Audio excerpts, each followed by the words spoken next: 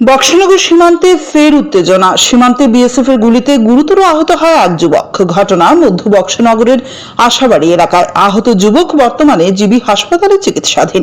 তার নাম রুবেল মিয়া, বয়স 30। পেশায় তিনি কৃষক বলে জানা যায়। অভিযোগ, ওই যুবক বাড়ির পাশেই একটি মসজিদে নামাজ পড়তে যাওয়ার সময় আশাবাড়ি বিওপি এর এক জওয়ান গুলি করে। গুলি তার পিঠে লাগে। আহত যুবকের চিৎকারে আশপাশের লোকেরা এসে বক্সনগর হাসপাতালে নিয়ে যায়, কিন্তু তার অবস্থা আশঙ্কাজনক হওয়ায় জিবি হাসপাতালে স্থানান্তর করা হয়। বর্তমানে জীবিতই তার চিকিৎসা চলছে। হাসপাতালে রয়েছেন রুবেলের আত্মীয় পরিজনেরা। তবে ঠিক কি কারণে বিএসএফ তাকে গুলি করেছে তা অবশ্য জানা যায়নি। বক্সনগর সীমান্তে পাচার বাণিজ্য ঘিরে প্রায়ই গ্রামবাসীর বনাম বিএসএফ এর মধ্যে উত্তেজনাকর পরিস্থিতির সৃষ্টি হয়। হ্যাঁ, সন্ধ্যার সময় নামাজ পড়তে যাইতে আসলো। এর পাশে মসজিদ আছে, পুরান মসজিদ কয়, এইটা আশাবাড়ি পরে আর কি মসজিদ, এর পাশাপাশি। তো মসজিদে যাওয়ার সময় এই বিএসএফ এর সন্দেহমূলক গুলি করে দিচ্ছে।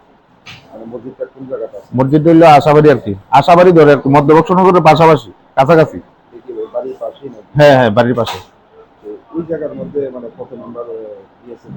অ্যাকচুয়ালি কত নম্বর ব্যাটালিয়নটা তো কইতাম পারি না, আশাবাড়ি বিউপি।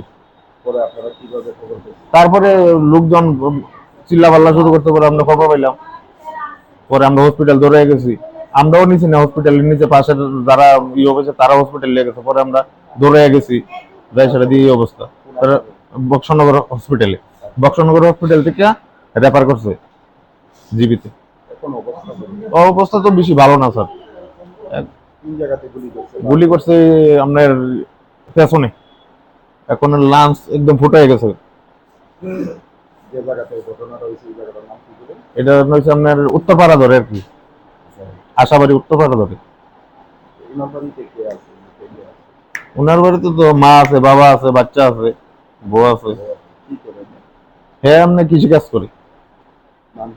রুবেল মিয়া, বয়স 30, মধ্য বক্সনগর। একজন তো লোক আইসি বিএসএফ থেকে, আয়া ফটো উঠাই লয়ে গেছে। হ্যাঁ, আমি জিজ্ঞাসি স্যার কই থেকে আইছেন, আমরা শালবাগান থেকে আইছি। অক্ষণ আইছি, এই 5-7 মিনিট আগে আইছি।